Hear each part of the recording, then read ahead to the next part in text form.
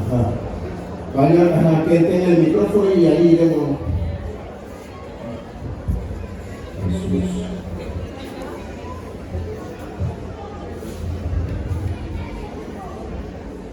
¿Cómo puedo sanar mi relación con mi hijo por rechazo a mí? ¿Cómo sano mi relación con mi hijo por rechazo? Es decir, que mi hijo me está rechazando, ¿verdad? Y yo quiero sanar la relación. Primera cosa es que usted tome conciencia de qué ha pasado. Hágase la pregunta: ¿por qué mi hijo me está rechazando? ¿Qué he hecho? ¿Qué pasó? ¿Ok? Quizá a raíz de lo que acabamos de conversar, usted se ha dado cuenta que podría ser mi propia historia que me llevó a esto. Entonces, cuando tomo conciencia de lo que pasó, lo que hay que hacer primero es reconocer y pedir perdón. Aunque es su hijo, usted tiene que pedirle perdón. Cambiar mi manera de actuar. ¿Ok? No es que te voy a decir, ok, yo quiero que mi hijo me acepte, pero voy a seguir siendo igual. No. Tengo que entrar y estar en el terreno de ese hijo mío. Ahora, ¿cuál es la estrategia que tú puedes desarrollar? Empezar a interesarte a lo que le gusta a tu hijo. Si tú lo quieres conquistar. ¿Ok? Si usted le quiere conquistar a su hijo, póngase en su campo. Empieza un proceso de acompañamiento con él, interesarte a él. Y allí poco a poco se va como redundando la relación. Pero es una estrategia, pero hay que reconocer lo que he hecho, que le he dicho, ¿okay? Cómo le traté, cuáles fueron mis reacciones para tener hoy este resultado. ¿Por qué? Porque ya me estaría viendo a mí como una amenaza. ¿Qué tengo que hacer para que mi hijo o mi hija no me vea como una amenaza? Si yo pego 4 gritos cada rato, o si cuando era niño yo le decía que no serviría para nada, por ejemplo, o que eres un estorbo. Y hay cosas que decimos a veces, pero no sabemos en qué terreno se está cayendo y cómo la persona lo está asimilando, asumiendo. Entonces, ¿qué?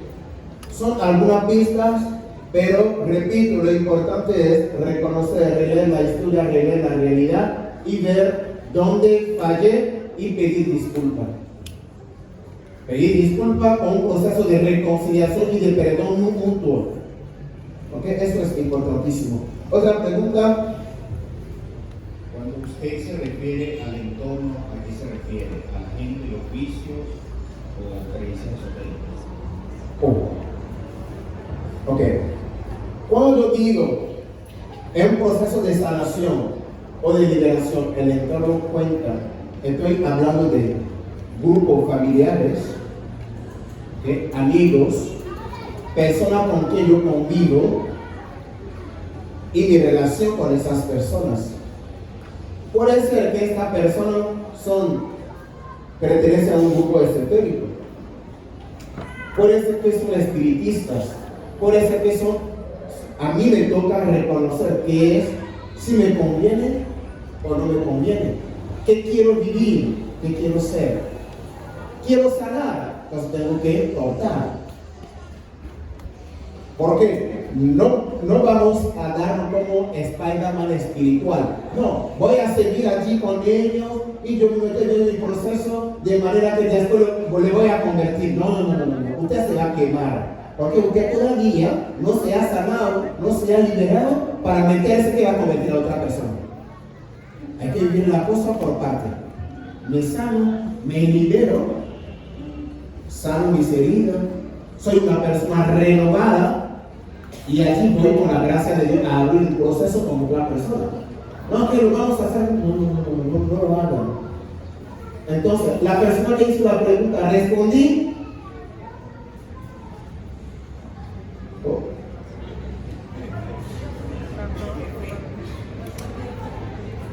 Otra pregunta. ¿No? ¿Cuáles son las virtudes de cada pecado capital?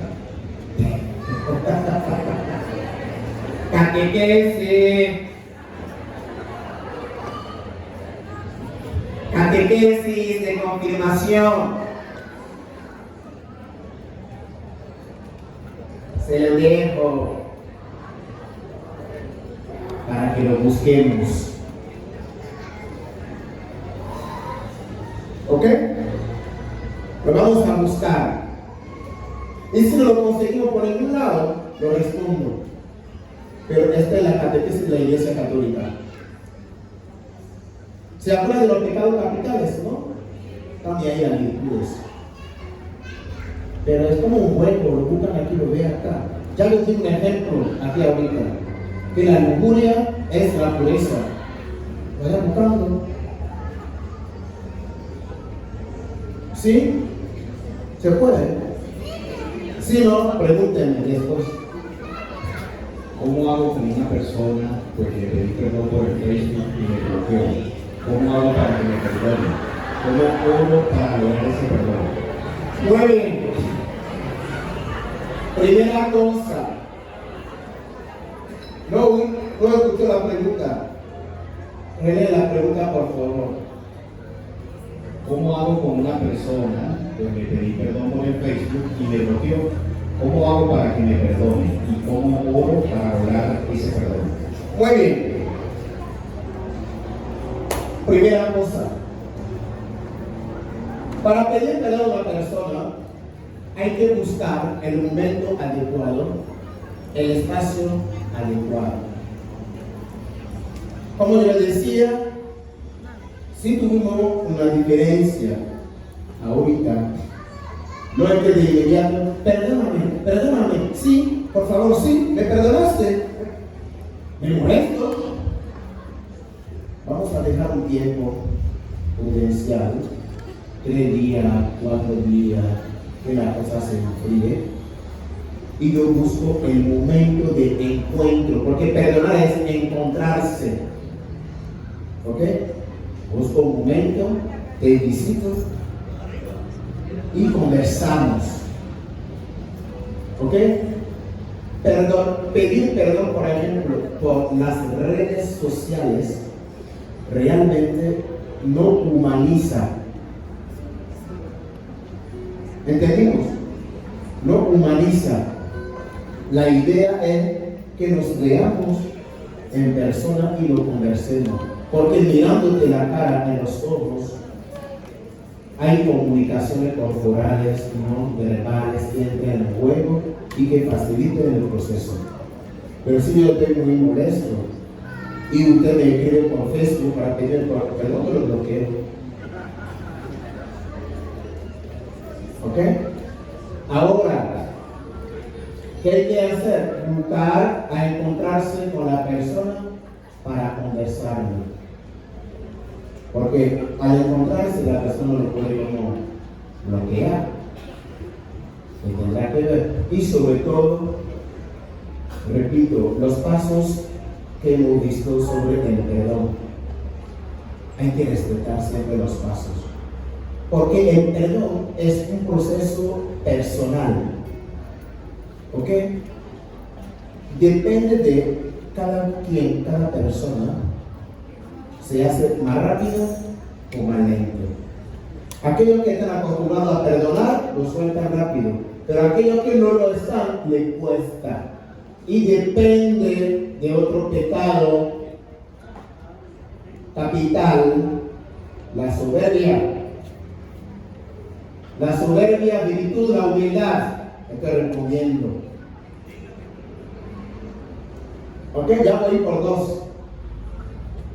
La soberbia con la virtud, la humildad. Por lo tanto, si va a entrar en el proceso de perdonar o de pedir perdón, voy con una soberbia, con una humildad, no con la soberbia. Y la persona que ofendía, quien ofendió, que me ofendió, uno de las dos personas debe tener la humildad para reconocer. Pero si la otra persona está cargada de soberbia, es decir, del espíritu de soberbia, no va a pasar. Tengo que regresar, orar para que la persona entre en el proceso.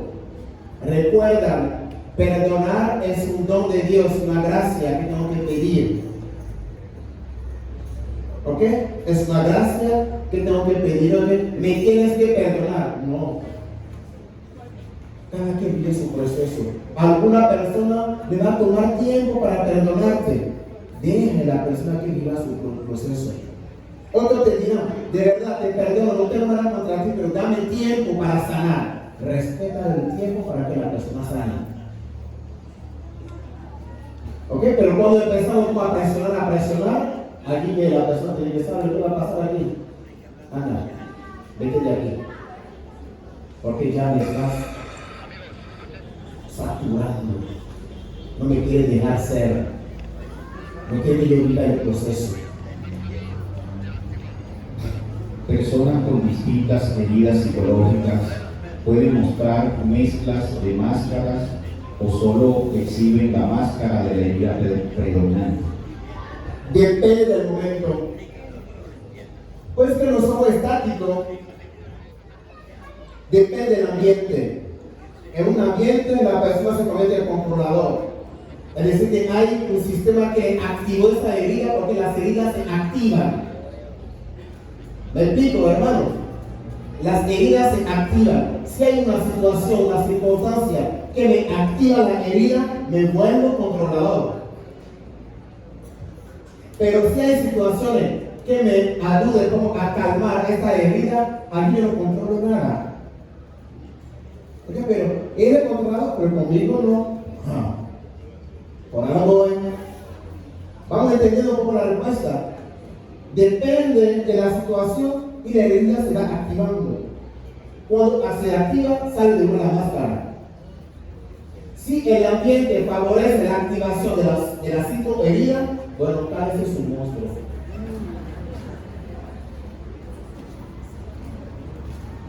¿Ok? Respondí a la pregunta. ¿Seguro? ¿Cuánto tiempo tarda en sanar las heridas espirituales? Cuando dejes de pecar.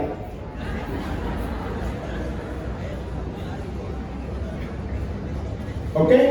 Habíamos dicho que para las heridas espirituales hay que tener un proyecto de vida espiritual, una vida de oración. ¿Ok? Y sobre todo, no enfocarme en mis pecados. Porque hay algunos, creo que estudiaron teología de los pecados. Todo para ellos es pecado. Ahí me pregunto, pero usted no tiene nada bueno.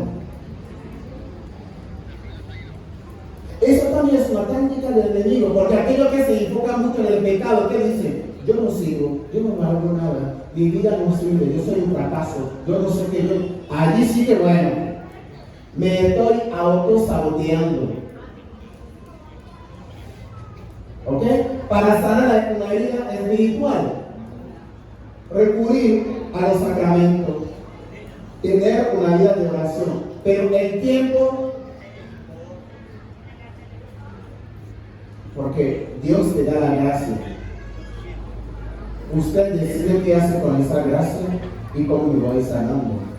Uno empieza a ver. Después uno cae de nuevo, después uno se levanta, después uno cae de nuevo. Es un proceso, hermano. Es un proceso constante y continuo. ¿Cómo se puede liberar cuando hubo un ancestro que abrió puertas al mal por pecados capitales? Esta pregunta la guardamos para mañana.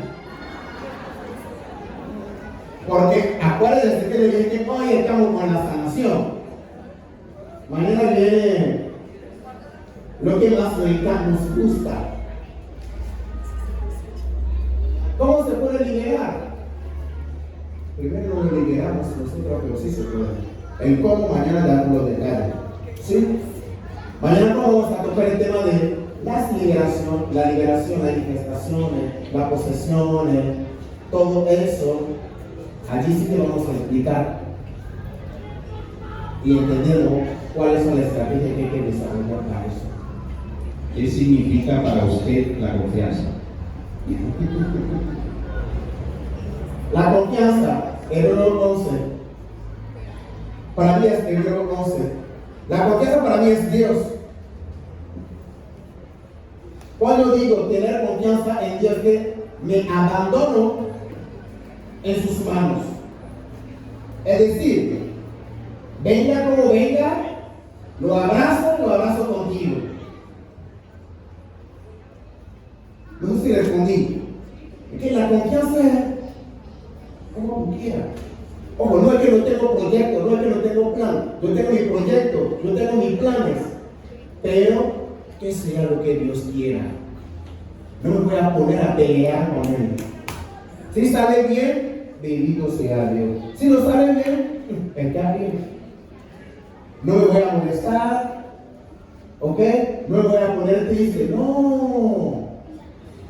Porque mi Padre sabe lo que está haciendo. Confío en Él sabiendo que Él nunca me hará daño. ¿Qué pasa cuando se nos olvida que Dios es plenamente amor y lo que Él hace para mi bien? Allí empezamos nosotros a querer, a buscar, controlar nuestra vida, hacer las cosas a nuestra manera. Y a veces no es el plan de Dios y recibimos el golpe. Nos sale mal. Y le echamos la culpa a Dios. Pero usted no me consultó, hija. No es lo que quiero por ti. Entonces, que la confianza para mí es como María, la vida de María. ¿Ok? Cúmplase de mí según tu palabra. Me abandono. Para mí es lo que eso significa. ¿Cómo ayudar a una persona que se encuentra en depresión? ¿Cómo ayudar a una persona que se encuentra en depresión? Que la persona se casó con la celebridad depresión.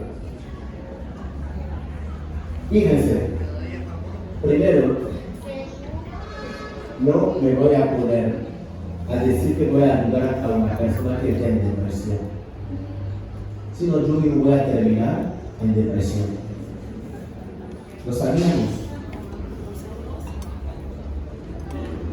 Que una persona que está en depresión y yo estoy allí, es como un drogadito y su familia. ¿Ok? Una persona que consume droga, por ejemplo, su familia, ¿ok?, termina viviendo una depresión, un estrés grande. ¿Por qué? Porque aquel que está causando esto, quiero decir, usted está en depresión. Mi trabajo es acompañarte, ayudarte, ¿ok?, a salir del cuadro depresivo. Es decir, usted vive una depresión crónica o leve. Te invito, por ejemplo, a salir de la casa, a tomar aire, ¿ok?, a hacerte entender, a relativizar la realidad. Vamos entendiendo, ¿no? Relativizarla, es decir, lo que usted está diciendo está bien, pero no siempre es así. Pudiera hacer también esto, pudiera hacer aquellos.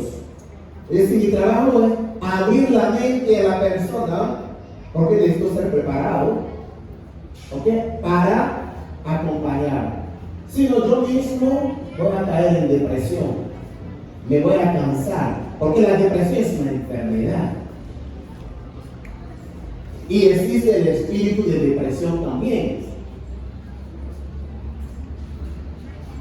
Entonces, ¿qué? Es que siempre hay que correr como una distancia, analizar, ver las cosas y desarrollar una estrategia para abordar. Si no, terminaré también de lo mismo. Si hay un caso específico, la persona puede acercarse y me van a decir, mire, así, así. Pero una persona que siempre vive en depresión, uno le aconseja visitar el Santísimo. Porque ¿qué es la depresión? No hay la paz mental. La neurona está como recalentada, no hay la paz.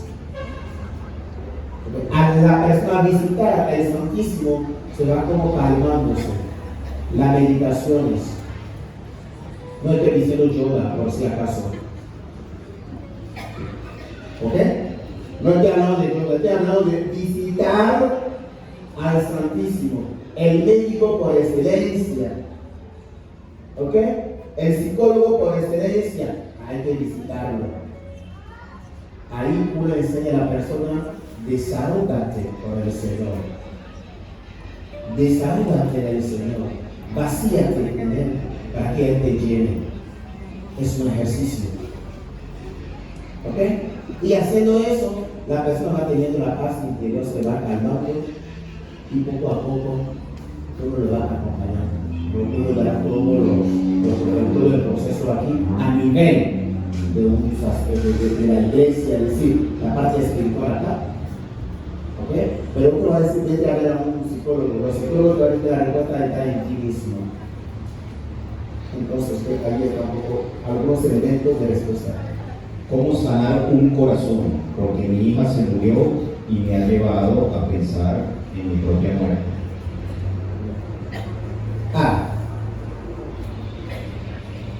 ¿Cómo sanar un corazón? En ese caso no es sanar el corazón.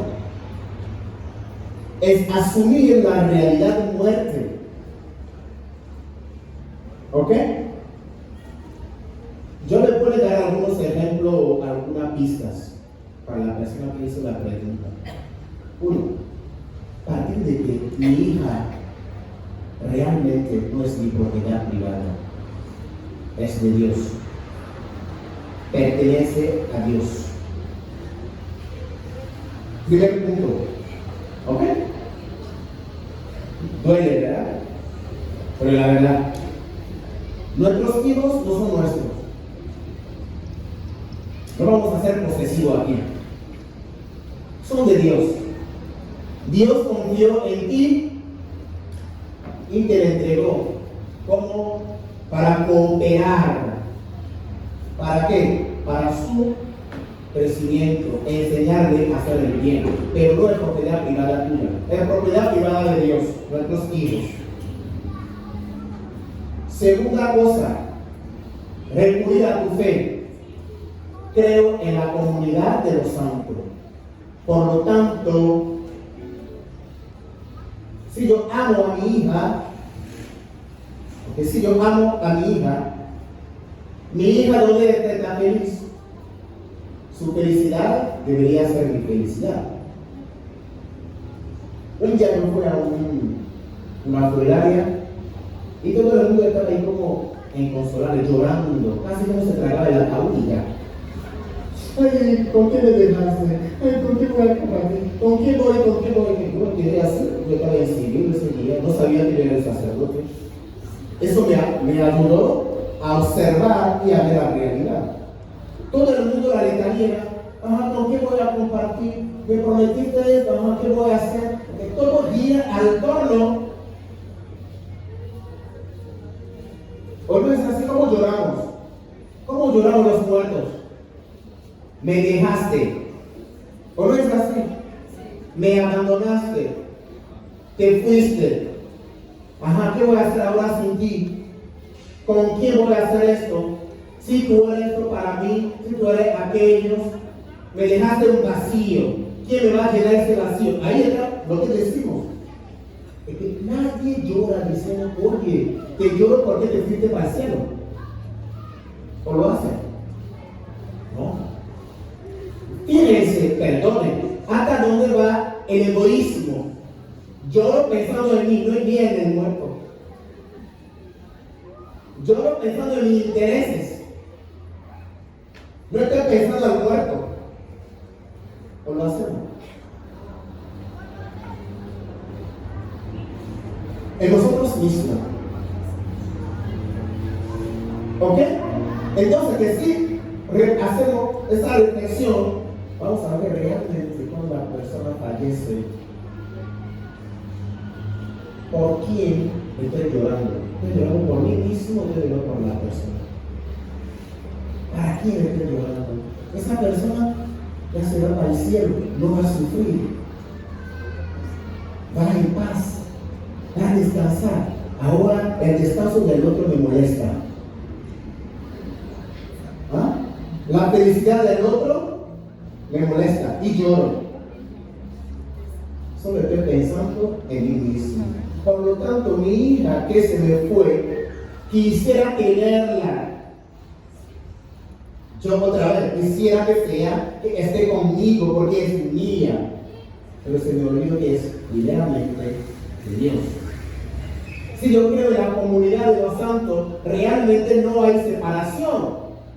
Contrario, mi hija me ve 24 horas, 7 días por 7, está orando por mí porque pertenece a la comunidad de los santos. Yo no estoy sola. Eso es nuestra fe. Aquí está nuestra fe. Pero si se nos olvida el fundamento de mi fe, nos ponemos a llorar. Y la persona muere 10, 15 años. Cuando se nombra el nombre de la persona, empezamos a llorar otra vez. ¿Por qué no hacemos el duelo? ¿Por qué no lo entregamos? Entender que no es mío, que nada es mío, que todo es gracia, que todo es un don. No merezco nada. Respondí a la pregunta. ¿Respondí? ¿Cómo hago para hablar con mis nietas que se fueron del país después de la muerte de mi hija y me rechazan las llamadas y no me atienden? Pregunta número 1. ¿Qué le reprochan a las nietas? ¿Qué le estaría reprochando? ¿Qué hizo usted? Porque a tiempo normal, nieta recibe llamada de la abuela. Hola abuela, ¿cómo está? Hola abuelo, ¿cómo está? ¿Qué hizo usted? ¿Cuál es tu relación con tu hija? ¿Y qué contó tu hija a sus hijos o a sus hijas antes de irse de ese mundo? Responde a la pregunta. Por ahí hay que empezar. ¿Por qué estamos viendo la finalidad que los nietos no me quieren, no me llaman? Ah, pero ¿por qué? ¿Qué pasó? ¿Cuál es mi relación con mi hija? ¿Qué me reprochan mis nietos? Seguro que me está reprochando algo. O algo que yo hacía y dejé de hacer, o algo que nunca hice, que me está doliendo. Y la respuesta es, no quiero saber nada de mi abuela o de mi abuelo. ¿Será que yo dejé el momento que mi hija me necesitaba, yo no estuve allí? Y los familiares del papá le dijeron, mira, su abuela falló aquí, o su abuelo falló aquí, les abandonó. ¿Por qué lo está rechazando? Eso creo que hay que escuchar la historia, diagnosticar, ¿ok? Para ver qué está pasando ahí. Una respuesta así en el aire será una mentira. ¿Ya? ¿Se acabó? ¿Qué pasa cuando una persona muere y no ha perdonado a su esposo?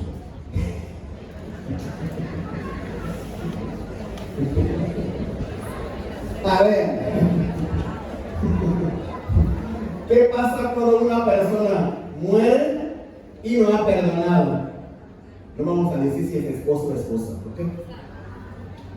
Lo cortamos así de sencillo. ¿Qué pasa cuando una persona muere y no ha perdonado? Primera pregunta, ¿cómo sabe usted que la persona no ha perdonado antes de morir?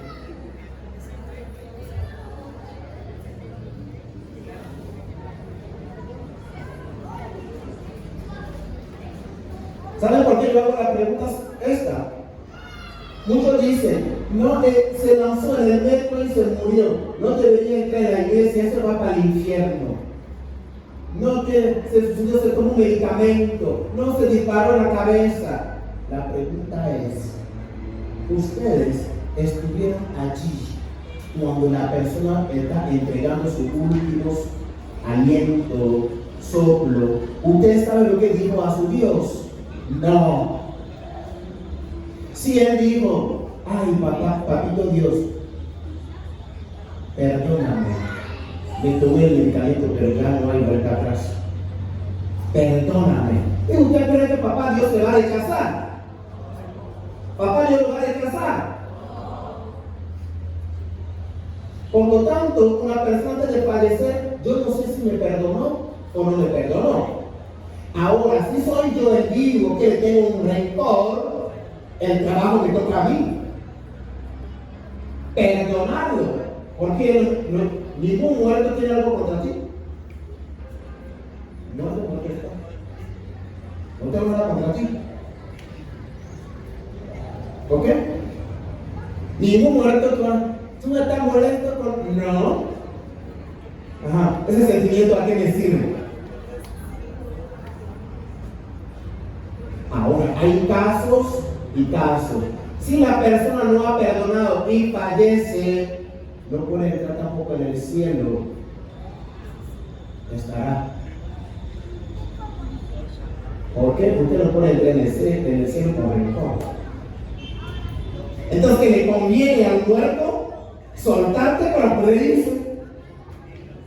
¿Entendimos, hermano? Le conviene perdonarte para poder entrar en el cielo, porque no quiere ir al cielo. Ahora, la persona que está reteniendo mi pecado eres tú. Eso es tu problema. ¿Ok? Porque si no me perdona, no entra. Porque ya lo hemos visto que el no perdón es contra Dios. Y alguien que está en contra de Dios no puede entrar en el reino de Dios. 2 más 2 son 4. Respondí a todas las preguntas excelentemente bien. Ya es la hora de la misa.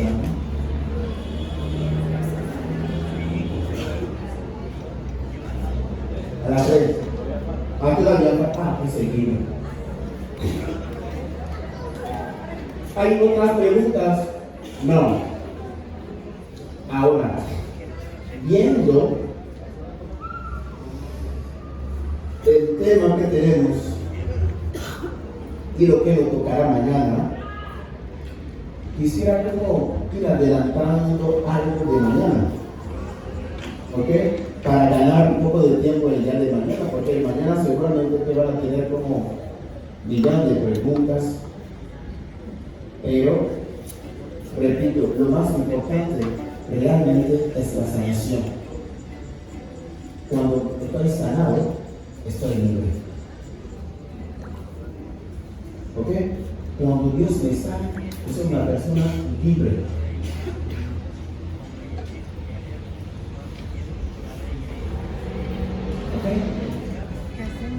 Hicimos la tarea del ejercicio de hacer la lista de aquellos que nos ofendieron.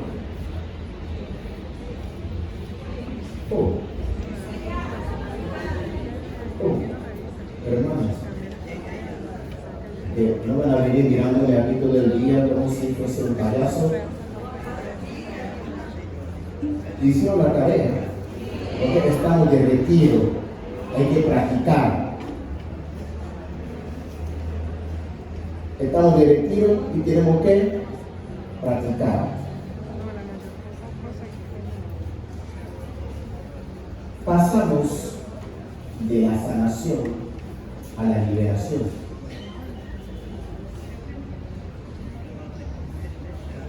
¿Qué sería la sanación o la liberación? Lo hace el Señor por medio de su Espíritu. No lo hace ningún humano.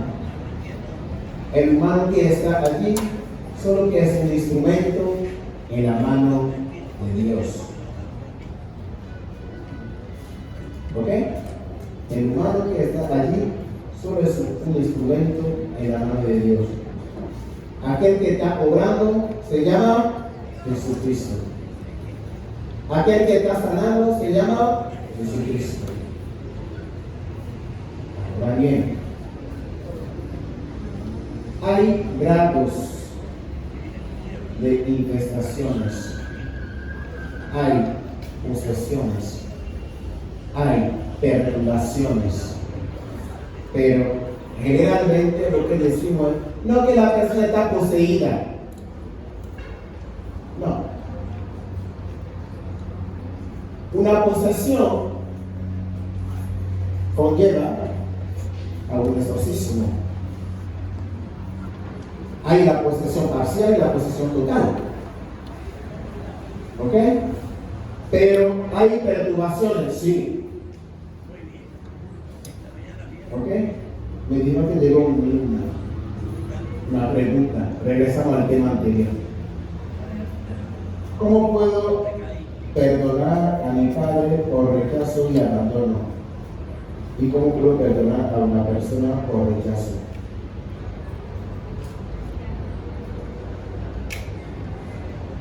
Ahora bien, ¿de qué abandono estoy hablando? ¿De la infancia?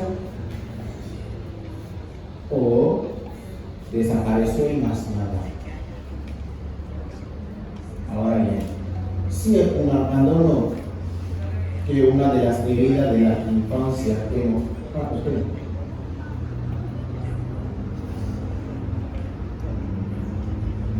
Si es el abandono, ¿ok? ¿Qué pasó allí? Pregunta, ¿estoy dispuesto a perdonar a mi padre? Ok, no quiero saber conocer a la persona, pero voy a hacer la pregunta para que la persona se vaya como hacer una reflexión. ¿Okay? ¿Cómo puede perdonar a mi papá por rechazo y abandono? Cuando hablo de rechazo, hay muchos tipos de rechazo. Estoy hablando de que mi papá quiso que mi mamá me adoptara. O estoy hablando de que mi papá nunca me quiso. No quiere que me acerque a él, ni que la abrace, nada de eso. ¿Ok? Ahora bien, si lo quiero perdonar, es una decisión mía. Tengo que tomar la decisión de que voy a perdonar a papá. Para perdonar a papá, tengo que ponerme en el zapato de mi padre. Ejemplo, un día recibí una persona, una chama de 20 años. Padre, yo odio a mi mamá, yo odio a mi padre. ¿Qué pasó? ¿Qué te hicieron? Si supiera, padre, si lo supiera no te hubiese preguntado. ¿Qué pasó? Me enteré por mi abuela que me quería abortar. ¿Y te abortaron? No, ¿cuál es el problema? Usted no entiende, me quería matar, no me quería matar, ¿te mató? No. Eso no es justo que, a ver. ¿Cuál es tu edad? Tengo 20 años. ¿Y tu mamá te tuvo a qué edad? ¿Salió embarazada a qué edad? A los 17. Muy bien. A ver. A los 17 años, tu mamá y papá tenían un poco de proyecto. Terminar los estudios. ¿Ok? Estamos platicando y apareciste tú. Por lo tanto, tú eres un accidente de la circulación. ¿Ok? Aprende a eso cuando uno rueda y uno choca, uno se asusta. ¿O no es así? Voy a la policía o cómo hago, cómo lo resuelvo. En medio de ese susto, se estaba preguntando, ¿qué hago? ¿Lo abortamos, lo quedamos a cómo es? Ahora bien, te lo estoy diciendo por la siguiente razón, que todos nosotros, la mayoría, somos accidentes. ¿O no es así? Salí embarazada. Bueno, ¿qué voy a hacer? Ya que llegó, lo asumo.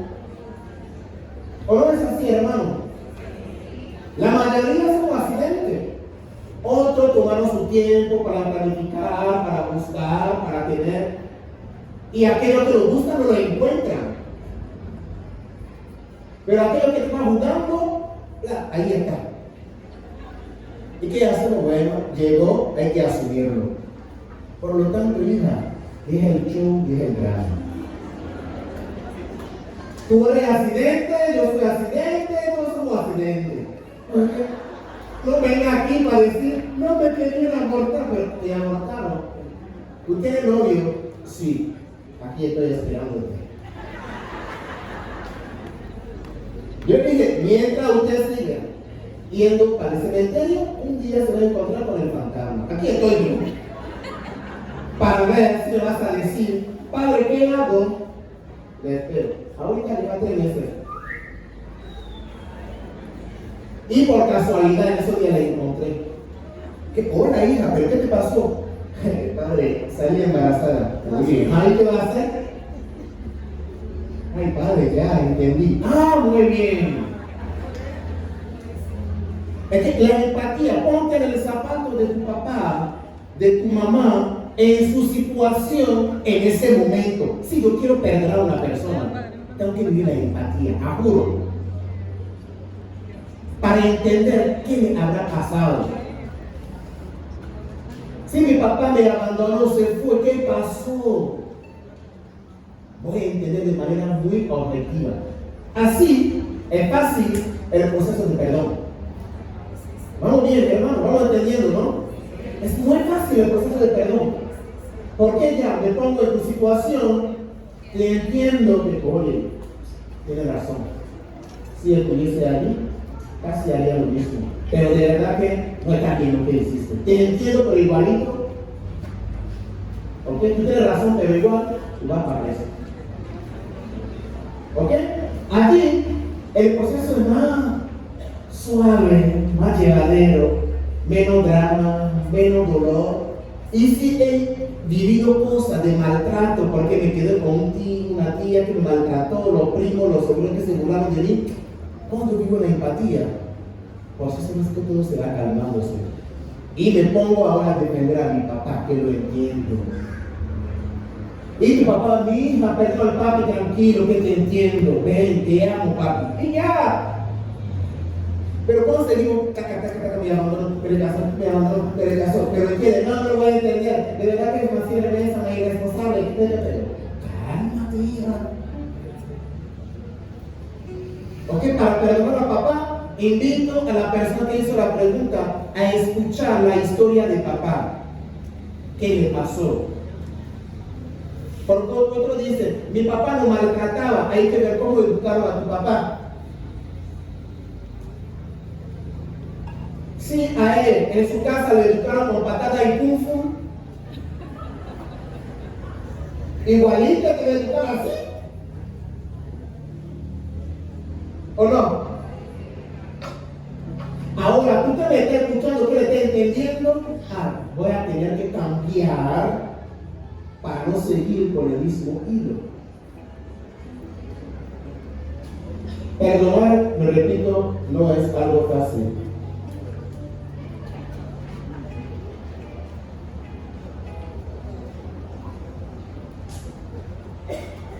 No entendí. Ayúdenme.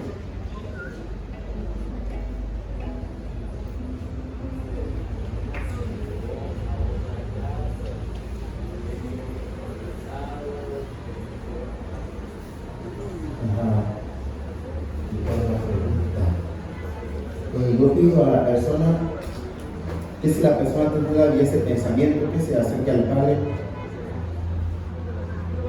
él con toda discreción, porque no es una pregunta, sino que es una afirmación.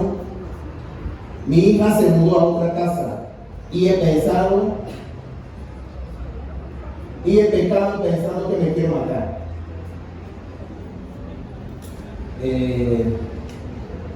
Yo he pecado pensando que me quiero matar. No sé cuál es la pregunta.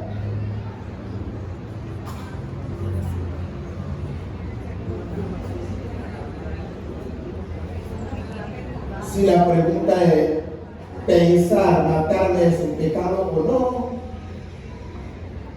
No entendí. ¿Ah?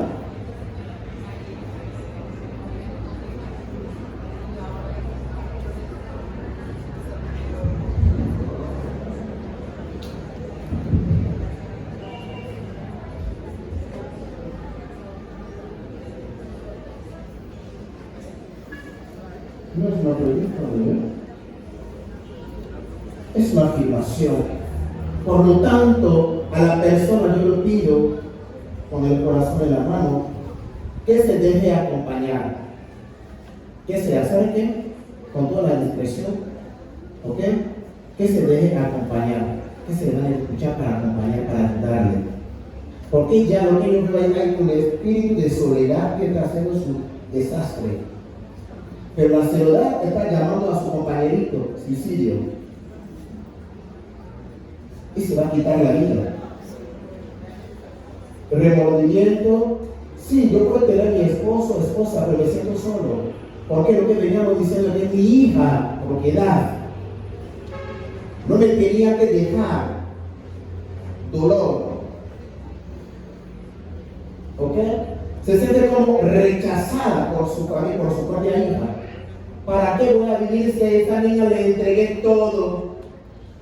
Yo le di todo. Ahora que soy mayor, me rechazó y se fue. No sirvo. Ya el marido no le cuenta a ese viejo. A mí lo que me interesa es mi hijo o mi hija. Es que mientras mi hija no regrese a casa, mi soledad, mi dolor sigue. Pobre marido.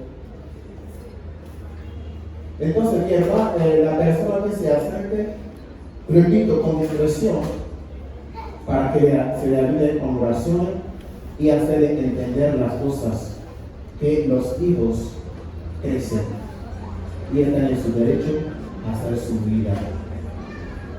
Ahora bien, hay que mantener una relación madre-hija. Eso es importante. Quisiera preguntar, quizá a la persona, su hija la llama, no lo llama, se conversan, no lo conversan. Está roto la relación, la comunicación. Allí que hay otro proceso que abrir. Muchísimas gracias. Creo que ya son 5 para las 3.